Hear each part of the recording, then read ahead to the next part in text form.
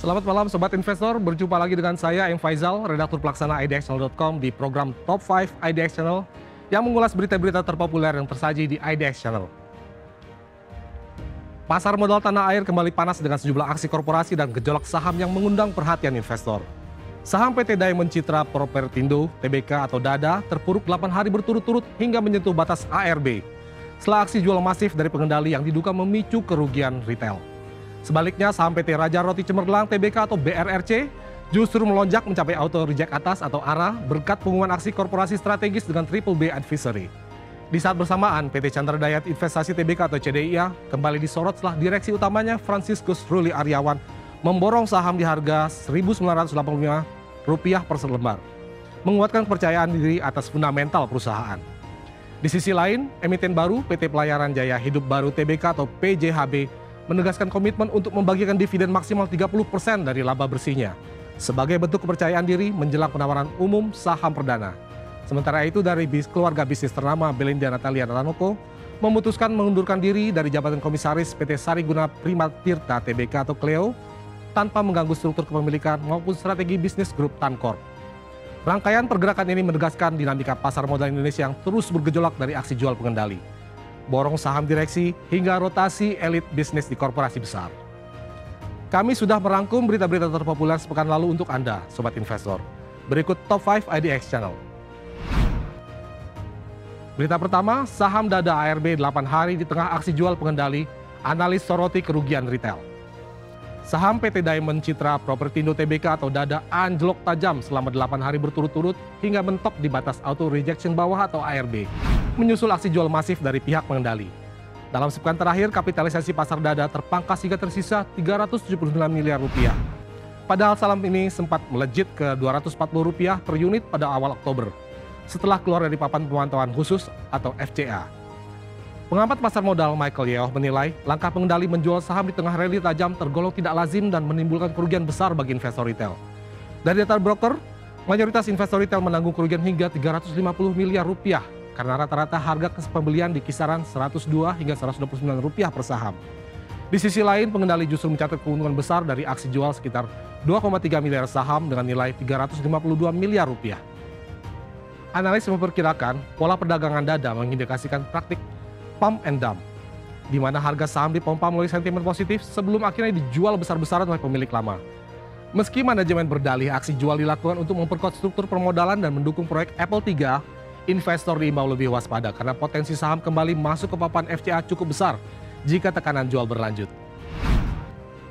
Berita kedua, Presidir CDI Group borong saham CDIA, intip harga belinya.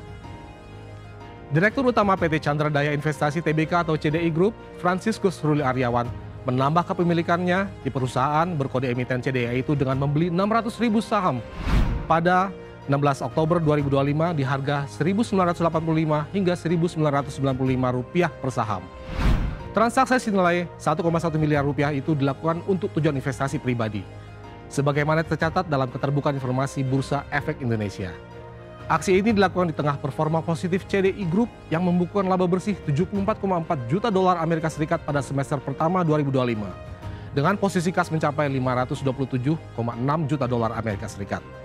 Menurut Ruli, keberhasilan ini menunjukkan model bisnis CDI Group berada di jalur berkelanjutan dengan 4 pilar utama, yakni energi, air, kepelabuhanan, dan logistik. CDI yang juga anak usaha Chandra Asri Pasifik milik Taipan Prajogo Pangestu itu baru melantai di bursa pada Juli 2025. Sahamnya melonjak lebih dari 800% dari harga IPO Rp1.900 ke Rp1.820 per saham. Hal ini mencerminkan optimisme pasar terhadap prospek pertumbuhan jangka panjang perusahaan. Berita ketiga, Raja Roti umumkan aksi korporasi, saham BRRC sentuh ARA. Saham PT Raja Roti Cemerlang TBK atau BRRC melejit 35% dan menyentuh auto reject atas atau ARA ke Rp112 per saham pada Jumat 24 Oktober 2025. Lonjakan ini dipicu pengumuman aksi korporasi strategis antara BRRC dan PT Bisnis Bersama Berkah Triple B Advisory yang ditunjuk sebagai lead advisor dalam rencana kerjasama bisnis yang baru. Meski detail aksi korporasi ini belum terungkap, pasar menilai langkah ini bisa membuka peluang kemitraan strategis atau potensi perubahan pengendalian. BRRC sendiri baru IPO pada Januari 2025 dan berhasil menghimpun dana Rp291,5 miliar dari penawaran 30,01% saham ke publik.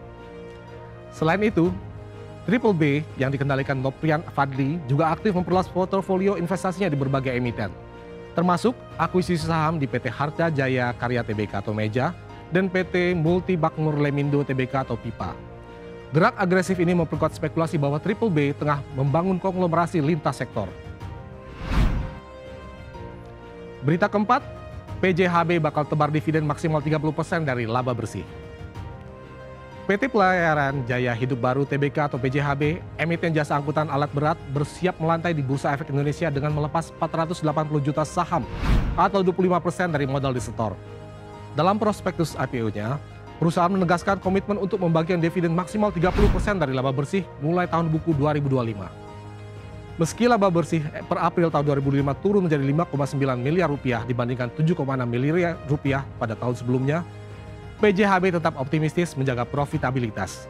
Sepanjang 2024, perseroan mencatat laba 17,2 miliar rupiah dengan riwayat pembagian dividen yang konsisten, termasuk 70,5 miliar rupiah dividen saham pada Februari 2025. Manajemen menyebut tidak ada pembatasan atau hukum atau perjanjian yang menghambat distribusi dividen. Besaran finalnya akan mempertimbangkan kondisi keuangan, likuiditas, dan rencana ekspansi bisnis ke depan, terutama di sektor pelayaran alat berat yang permintaannya terus tumbuh. Berita kelima, Putri Hermanto Tanoko mundur dari Komisaris Cleo. Belinda Natalia Tanoko, Putri Taipan Malang Hermanto Tanoko resmi mengundurkan diri dari jabatan Komisaris PT Sariguna Prima Tirta Tbk atau Cleo, emiten air minum dalam kemasan atau AMDK di bawah bendera Tancorp Group. Surat pengunduran diri diterima perseroan pada 24 Oktober 2025 dan akan dibahas dalam RUPS mendatang. Direktur Cleo Lukas Setia Wongso memastikan keputusan Belinda tidak berdampak pada kinerja maupun kelangsungan usaha perusahaan. Saat ini, posisi direktur utama dipegang adiknya, Melissa Patricia Tanoko, sementara Hermanto Tanoko tetap menjabat komisaris utama. Belinda dikenal aktif di berbagai lini bisnis keluarga Tancorp, termasuk PT Mega Depo Indonesia dan PT Sentral Sari Prima Sentosa. Lulusan Curtin University Australia itu tetap diyakini berperan di belakang layar dalam pengembangan grup usaha yang tengah memperluas ekspansi ke sektor consumer goods dan properti. Demikian Top 5 IDX Channel edisi kali ini, saya M. Faizal, pamit undur diri. Harap diingat bahwa segala keputusan pembelian maupun penjualan saham sepenuhnya berada di tangan Anda, Sobat Investor. Pantau terus berita ekonomi, bisnis dan pasar modal hanya di IDX Channel TV, idxchannel.com dan media sosial IDX Channel. Sampai jumpa.